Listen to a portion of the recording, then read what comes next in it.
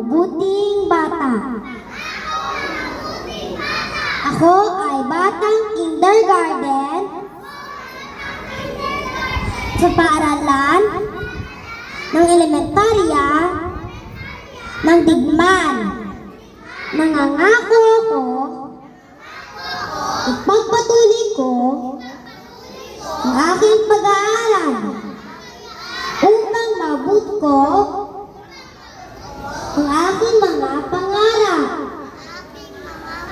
Magiging ako mabait na bata, masunurin, may galang, at may takot sa Diyos. Sisikapin kong maging mabuting bata upang ikarangal ang aking guro at magulang. Sisikapin ko lahat ng tinuro ay sasagawa upang maging gabay sa aking kinabukasan. Tulungan nawa kami ng Diyos. Hawakan.